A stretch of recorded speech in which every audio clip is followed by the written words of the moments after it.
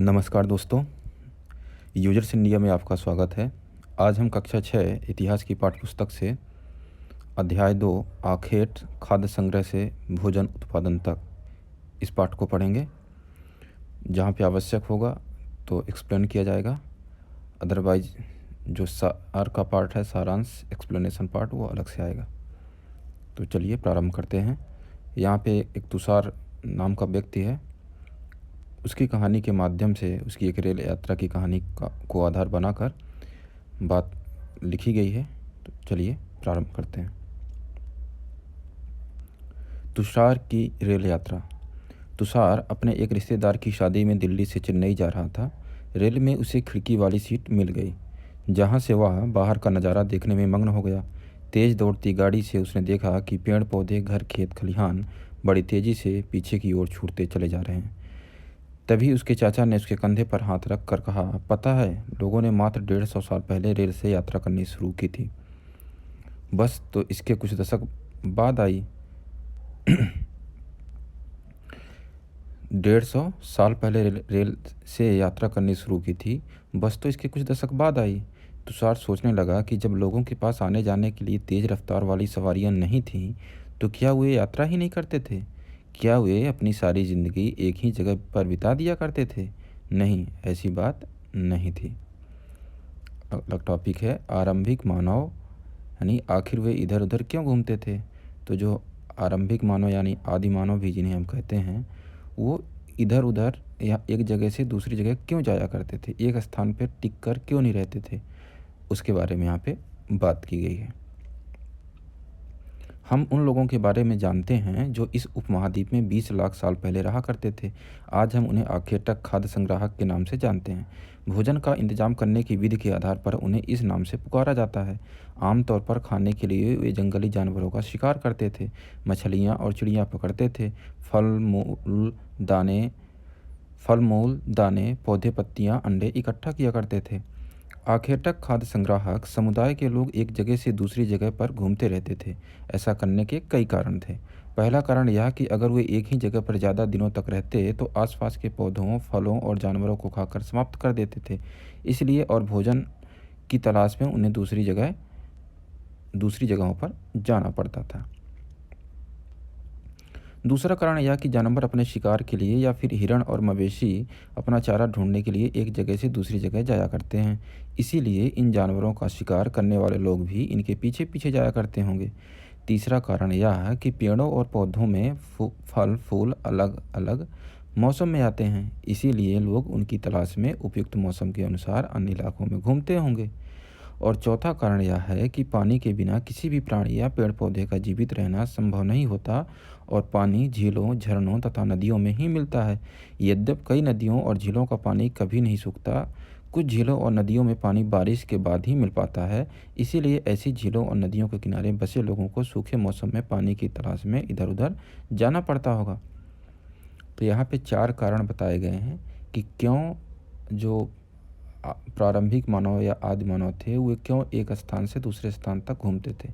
तो एक तो उनको एक जगह पर रह रहे हैं तो फल फूल ख़त्म हो गए, जो कंदमूल फल होते थे। शिकार के लिए जो है तो उनको एक जगह से दूसरी जगह जाना पड़ता था। दूसरे कारण बताया गया कि जो जानवर हैं, पशु हैं, वो एक जगह से दूसरे जगह तक अपने खान पान के लिए या चारा के लिए, घास के लिए वो जाते हैं, या वो भी शिकार के लिए जाते हैं, तो इस कारण भी मूव होना पड़ता था। और एक कारण ये भी बताया गया कि पानी वगैरह की जो है, तो कुछ क्षेत्रों में बारिश के मौसम में पानी मिल गया और गर्मी के मौसम में नहीं है, तो इस कारण से भी उनको अपनी जगह बदलनी पड़ती थी। तो इस कारण से जो आदिमानव थे या प्रारंभिक लोग थे, एक जगह से दूसरे जगह तक विचरण करते थे या कि आवास अपना बदलते रहते थे। अगला टॉपिक है आरंभिक मानव के बारे में जानकारी कैसे मिलती है। पुरातत्वविदों को कुछ ऐसी वस्तुएं मिली हैं जिनका निर्माण और उपयोग आखेटक खाद्य संग्राहक किया करते थे। आखेटक खाद्य संग्राहक यानी शिकारी खाद्य संग्राहक। यह संभव है कि लोगों ने अपने काम के लिए पत्थरों, लकड़ियों और हड्डियों के औजार बनाए हों। इनमें से पत्थरों के औजार आज भी बचे हैं। इनमें से कुछ औजारों का उपयोग फल फूल काटने, हड्डियाँ और मांस काटने तथा पेड़ों की छाल और जानवरों की खाल उतारने के लिए किया जाता था। कुछ के साथ हड्डियों या लकड़ियों के मुट्ठे लगाकर भाले और बाण जैसे हथियार बनाए जाते थे। कुछ औजारों से लकड़ियाँ काटी जाती थीं। लकड़ियों का उपयोग ईंधन के साथ साथ झोपड़ियाँ और औजार बनाने के लिए भी किया जाता था। पत्थर के औजारों का उपयोग। अब यहाँ पे दो तस्वीरें दी गई हैं कि कैसे पत्थर के, एक बाएं एक दाएं। तो बाएं में क्या है, इंसान के खाने योग्य जड़ों को खोदने के लिए किया जाता, और दाएं जानवरों की खाल से बने वस्त्रों को सिलने के लिए किया जाता था। तो आप देख सकते हैं कि किस तरीके के पत्थर के औजार है। रहने की जगह निर्धारित करना। मानचित्र 2, ये मानचित्र है जहाँ पे अलग अलग जगह की, मेहरगढ़ जो वर्तमान पाकिस्तान की तरफ है, बुर्ज हो जो पंजाब के इलाके में है, भीमबेटका जो भारत मध्य प्रदेश में सेंटर में। तो इस तरीके से कई जगह दी गई हैं जिनको कि आप इसमें देख सकते हैं। तो मानचित्र 2 को देखो। लाल त्रिकोण वाले स्थान से वो पूरा स्थल है जहाँ पर आखेटक खाद्य संग्राहकों के होने के प्रमाण मिले हैं। इनके अलावा भी और कई स्थानों पर आखेटक खाद्य संग्राहक रहते थे। मानचित्र में सिर्फ कुछ गिने चुने स्थान ही चिन्हित किए गए हैं। कई पुरास्थल नदियों और झीलों के किनारे पर पाए गए हैं। चूँकि पत्थर के उपकरण बहुत महत्वपूर्ण थे, इसलिए लोग ऐसी जगह ढूंढते रहते थे जहाँ अच्छे पत्थर मिल सकें। शैल चित्रकला, इनसे हमें क्या पता चलता है? तो शैल यानी जो पत्थरों पर जो चित्रकारी की जाती थी, उनसे हमें क्या पता चलता है, उसके बारे में बात की गई है। जिन गुफाओं में, एक शैल चित्र है, इसके बारे में बात की जा रही है कि जिन गुफाओं में लोग रहते थे उनमें से कुछ की दीवारों पर चित्र मिले हैं। इनमें से कुछ सुंदर उदाहरण मध्य प्रदेश और दक्षिण उत्तर प्रदेश की गुफाओं से मिले चित्र हैं। इनमें जंगली जानवरों का बड़ी कुशलता से सजीव चित्रण किया गया है। भीमबेटका आधुनिक मध्य प्रदेश में। इस पूरा स्थल पर गुफाएं व कंदराएं मिली हैं। लोग इन गुफाओं में इसलिए रहते थे क्योंकि यहाँ उन्हें बारिश, धूप और हवाओं से राहत मिलती थी। ये गुफाएं नर्मदा घाटी के पास हैं। क्या तुम बता सकते हो कि रहने के लिए लोगों ने यह जगह क्यों चुनी होगी? अभी आपसे सवाल किया जा रहा है, तो आप उत्तर देने की कोशिश कीजिए। पूरा स्थल उस स्थान को कहते हैं जहां औजार, बर्तन और इमारतों जैसी वस्तुओं के अवशेष मिलते हैं। ऐसी वस्तुओं का निर्माण लोगों ने अपने काम के लिए किया था और बाद में वे उन्हें वहीं छोड़ गए। ये जमीन के ऊपर, अंदर, कभी कभी समुद्र और नदी के तल में भी पाए जाते हैं। इन पुरास्थलों के बारे में आपको अगले अध्याय में बताया जाएगा। आग की खोज। अब बात की जा रही है कि आग की खोज कैसे हुई। मानचित्र 2 में कुरनूल गुफा ढूंढो। यहाँ राख के अवशेष मिले हैं। इसका मतलब यह है कि आरंभिक लोग आग जलाना सीख गए थे। कहाँ? कुरनूल की गुफा में राख के अवशेष मिले हैं। मानचित्र 2 जो ऊपर दिखाया गया वहाँ पे आप देख सकते हैं। आग का इस्तेमाल कई कार्यों के लिए किया गया होगा, जैसे कि प्रकाश के लिए, मांस भूनने के लिए और खतरनाक जानवरों को दूर आदि भगाने के लिए। तो कुरनूल में मिला। अगर आप यहाँ पे देखें मानचित्र 2 को एक बार हम आपको फिर दिखाते हैं, तो कुरनूल कहाँ है? तो आप देखेंगे कि ये जो तमिलनाडु के ऊपर यानी आंध्र प्रदेश तमिलनाडु के बीच का भाग है, तो इस पे आपको कुरनूल गुफाएं दिख रही हैं। आप देखेंगे लाल रंग से ये जो त्रिकोण टाइप का जो आकृति, त्रिभुज की आकृति बनाई गई है वो, तो आप वहाँ से देख के समझ सकते हैं। आज हम आग का उपयोग किस लिए करते हैं? नाम और तिथियाँ। हम जिस काल के बारे में पढ़ रहे हैं, पुरातत्वविदों ने उनके बड़े बड़े नाम रखे हैं। आरंभिक काल को वे पूरा पाषाण काल कहते हैं। यह दो शब्दों पूरा यानी प्राचीन और पाषाण यानी पत्थर से बना है। यह नाम पुरास्थलों से प्राप्त पत्थर के औजारों के महत्व को बताता है। तो पूरा पाषाण किसका महत्व बताता है? पत्थर से बने औजारों के महत्व को। पूरा पाषाण काल 20 लाख साल पहले से 12,000 साल पहले के दौरान माना जाता है। तो कितना पुराना है? करीब 20 लाख साल से 12,000। तो ये इसको जो है तो घटते क्रम में एक तरीके से देखा जाए, जैसे आपने घटते क्रम बढ़ते क्रम गणित में पढ़ा होगा, उसी तरीके से सबसे पहले बड़ा और उसके बाद फिर छोटा। तो 20 लाख साल बड़ा हुआ, 12,000 साल उससे छोटा हुआ, तो 20 लाख साल से 12,000। तो जब भी इतिहास में हम तिथियों का घटनाक्रम पढ़ेंगे तो हम इसी क्रम पर पढ़ेंगे। तो पूरा पाषाण काल करीब 20 लाख साल पहले से 12,000 साल पहले के दौरान माना जाता है। इस काल को भी 3 भागों में विभाजित किया गया है: आरंभिक, मध्य एवं उत्तर पूरा पाषाण युग। मानव इतिहास की लगभग 99% कहानी इसी काल के दौरान घटित हुई। जिस काल में हमें पर्यावरणीय बदलाव मिलते हैं उसे मेसोलिथ यानी मध्य पाषाण युग कहते हैं। कौन से बदलाव? पर्यावरण से संबंधित। तो पत्थरों से संबंधित पूरा पाषाण को 3 भागों में विभाजित किया गया। कौन? आरंभिक, मध्य और उत्तर। ठीक, उत्तर यानी बाद का, ज़्यादा नवीन। और जिस काल में हमें पर्यावरणीय बदलाव मिलते हैं, पर्यावरण से संबंधित घटनाक्रम होते हैं, उसे मेसोलिथ यानी मध्यपाषाण युग कहते हैं। तो मध्यपाषाण युग का दूसरा नाम मेसोलिथ भी है। इसका समय लगभग 12,000 साल पहले से लेकर 10,000 साल पहले तक माना गया। तो फिर वही घटते क्रम में, तो 12,000 साल से लेकर 10,000 साल तक माना गया। इस काल के पाषाण औजार आमतौर पर बहुत छोटे होते थे। इन्हें माइक्रोलिथ यानी लघु पाषाण कहा जाता है। तो इन्हें क्या कहता था, जो औजारों को माइक्रोलिथ यानी लघु पाषाण कहा जाता था। तो प्रायः इन औजारों में हड्डियों या लकड़ियों के मुट्ठे लगे हंसिया और आरी जैसे औजार मिलते हैं। तो लकड़ियों और हड्डियों का प्रयोग किसके लिए किया जाता था, जैसे मुट्ठों के लिए। जैसे अभी कुल्हाड़ी में गांव में लकड़ी का उपयोग किया जाता है, तो उसकी जगह में पहले लकड़ी, हड्डियों या लकड़ियों के मुट्ठे लगे हंसिया और आरी जैसे औजार मिलते हैं। साथ साथ पुरापाषाण युग वाले औजार भी इसी दौरान बनाए जाते रहे। तो यानी पत्थरों के औजार भी चालू रहे, लेकिन थोड़ा सा परिवर्तन भी हुआ, जिसमें कि लकड़ियों और हड्डियों के लगे जो है तो हंसिया भी आरी जैसे औजार मिलने लगे। अगले युग की शुरुआत लगभग 10,000 साल पहले से होती है। इसे नवपाषाण युग कहा जाता है। नवपाषाण का क्या मतलब होता होगा, अब इसको बोला जा रहा है कि नवपाषाण युग किसे कहा जाता है, जो 10,000 साल से इसकी शुरुआत होती है। उसके बाद अब क्या होता होगा, आगे देखते हैं। हमने कुछ स्थानों के नाम दिए हैं, अगले अध्यायों में तुम्हें ऐसे अनेक नाम मिलेंगे। अक्सर हम पुराने स्थानों के लिए उन नामों का प्रयोग करते हैं जो आज प्रचलित हैं, क्योंकि हमें ज्ञात नहीं है कि उस काल में इनके क्या नाम रहे होंगे। अब अगला टॉपिक आता है बदलती जलवायु। लगभग 12,000 साल पहले दुनिया की जलवायु में बड़े बदलाव आए और गर्मी बढ़ने लगी। क्या हुआ, गर्मी बढ़ने लगी। इसके परिणामस्वरूप कई क्षेत्रों में घास वाले मैदान बनने लगे।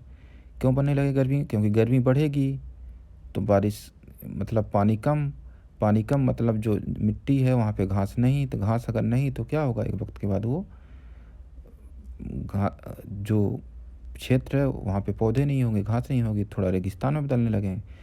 तो कई क्षेत्रों में घास वाले मैदान बनने लगे। तो पहले वनस्पति कम होंगी तो सिर्फ घासें रह गई। इससे हिरण, बारहसिंगा, भेड़, बकरी और गाय जैसे उन जानवरों की संख्या बढ़ी जो घास खाकर जिंदा रह सकते हैं। जो इन जानवरों का शिकार करते थे वे भी इनके पीछे आए और इनके खाने पीने की आदतों और प्रजनन के समय की जानकारी हासिल करने लगे।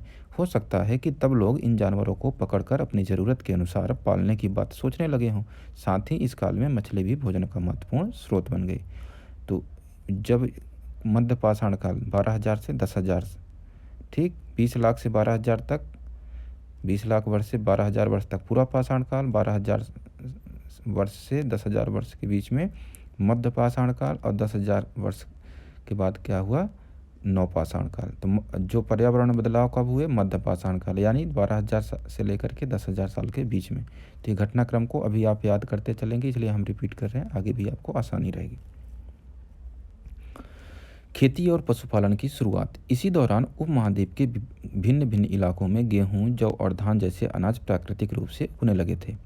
कौन कौन से, गेहूं, जौ और धान जैसे अनाज प्राकृतिक रूप से उगने लगे थे। शायद महिलाओं, पुरुषों और बच्चों ने इन अनाजों को भोजन के लिए बटोरना शुरू कर दिया।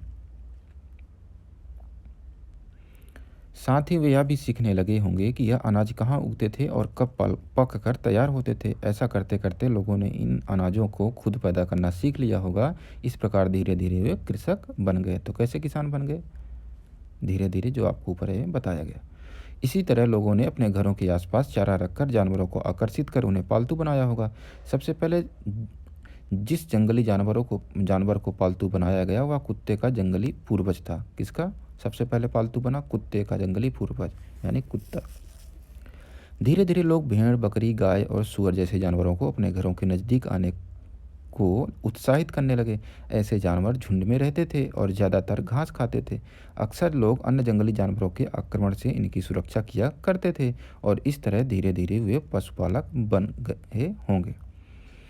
क्या तुम बता सकती हो कि सबसे पहले कुत्तों की ही पालतू क्यों बनाया गया। अब ये सवाल किया गया है, तो आप थोड़ा सा दिमाग लगाइए, एक बार फिर से पढ़िए तो समझ में थोड़ा सा ना, ये ज़्यादा चीज़ें अगर आपको बता दी गई यहाँ पे अभी, तो आपका दिमाग खुद नहीं चलेगा, तो एक वो रटने की प्रकृति हो जाती है। इसलिए यहाँ से थोड़ा सा चीज़ें आपके लिए भी छोड़ी जा रही हैं।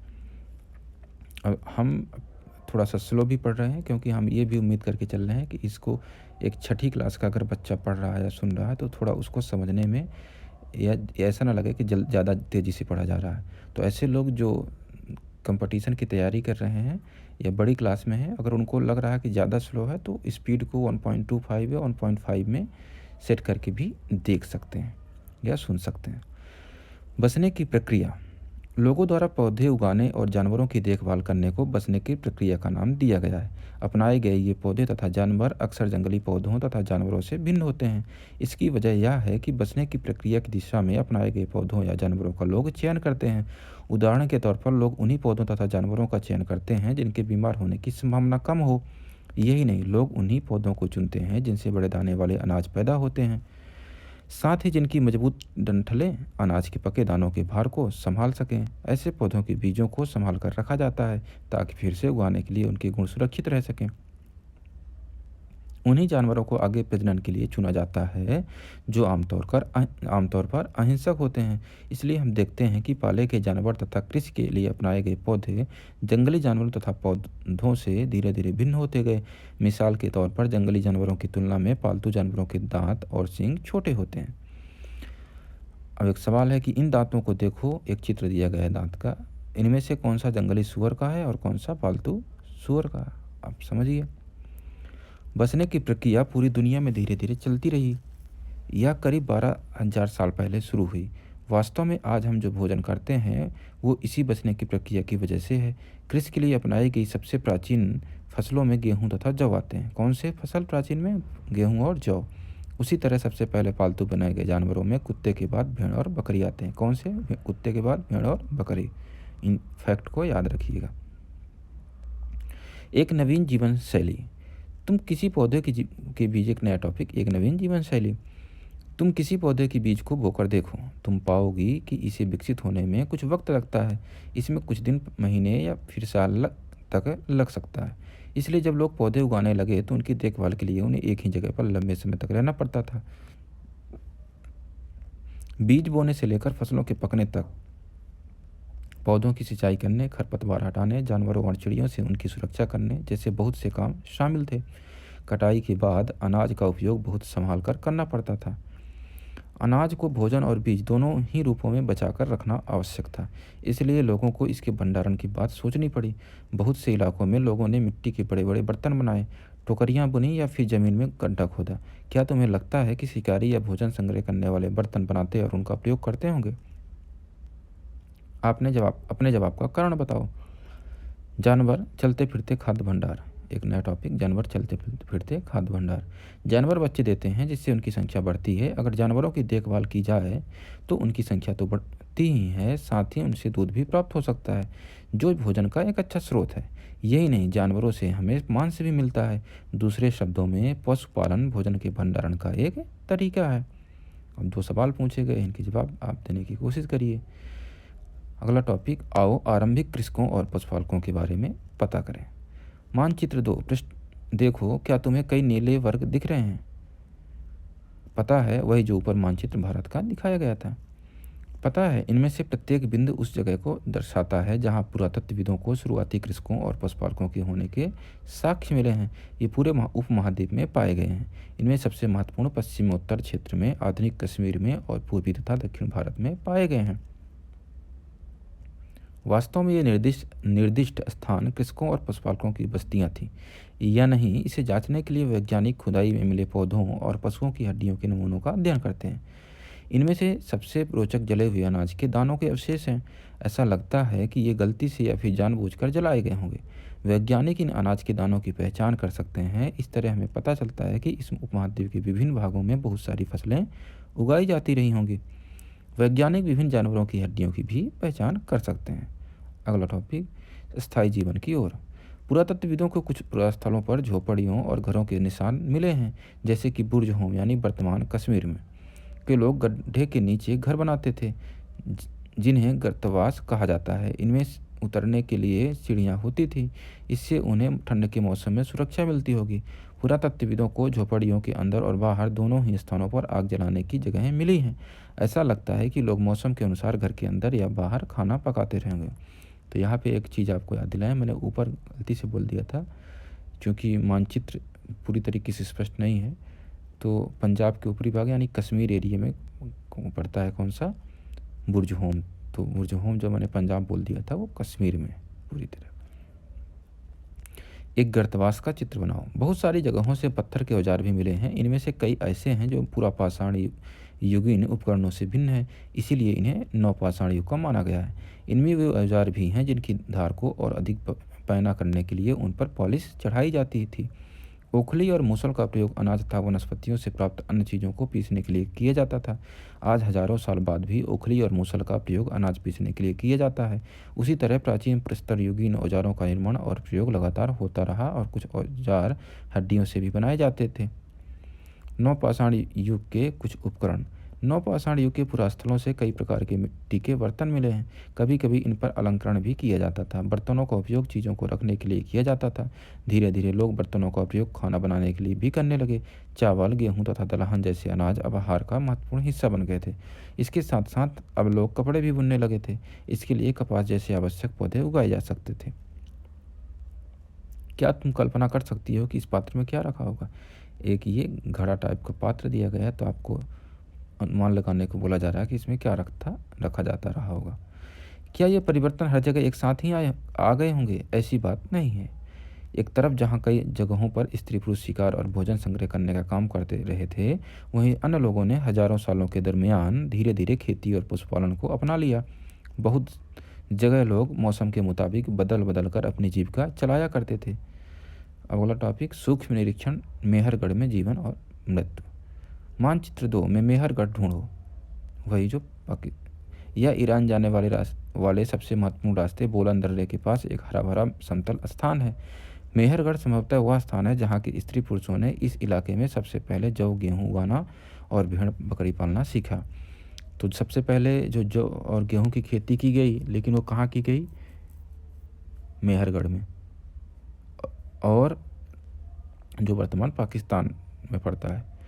और वहीं ही भेड़ और बकरी पालने का भी काम हुआ। मेहरगढ़ के घर का एक यहाँ पे चित्र दिया गया है, जिसको आप देख सकते हैं कि कैसे घर बनाए जाते थे। मेहरगढ़ के घर शायद ऐसे दिखते हों तुम जिस घर में रहते हो उसके साथ इस घर की क्या समानता है। तो आपको एक तरीके से प्रायोगिक कार्य करने को बोला जा रहा है। यहाँ विभिन्न प्रकार के जानवरों की हड्डियाँ मिली। इनमें हिरण तथा सुअर जैसे जंगली जानवरों तथा भेड़ और बकरियों की हड्डियाँ हैं। मेहरगढ़ में इसके अलावा चौकोर तथा आयताकार घरों के अवशेष भी मिले हैं। तो कैसे घरों के अवशेष मिले हैं? चौकोर और आयताकार, जैसा कि आपको दिखाया गया कि ये घर चौकोर है और आयताकार है। आयत क्या होता है, चौकोर क्या होता है, ये आपको पता ही होगा, मैथ में पढ़ा होगा आपने। प्रत्येक घर में 4 या उससे ज़्यादा कमरे हैं, जिनमें से कुछ संभवतः भंडारण के काम आते होंगे। मृत्यु के बाद सामान्यतया मृतक के सगे संबंधी उसके प्रति सम्मान जताते हैं। लोगों की आस्था है कि मृत्यु के बाद भी जीवन होता है, इसीलिए कब्रों में मृतकों के साथ कुछ सामान भी रखे जाते थे। मेहरगढ़ में ऐसी कई कब्रें मिली हैं। एक कब्र में एक मृतक के साथ एक बकरी को भी दफनाया गया है। संभवतः इसे परलोक में मृतक के खाने के लिए रखा गया होगा। मेहरगढ़ में एक कब्र की चित्र है, कैसे कब्र मिले हैं, कैसे हड्डी है, देख सकते हैं आप। अन्यत्र फ्रांस में गुफा की गई चित्रकारी। अब फ्रांस की बात की जा रही है कि फ्रांस एक देश है कि वहाँ पे यूरोप में आता है कि वहाँ पे कैसे चित्रकारी की जाती थी। अपने एटलस में फ्रांस ढूंढो। यह चित्र फ्रांस की एक गुफा का है।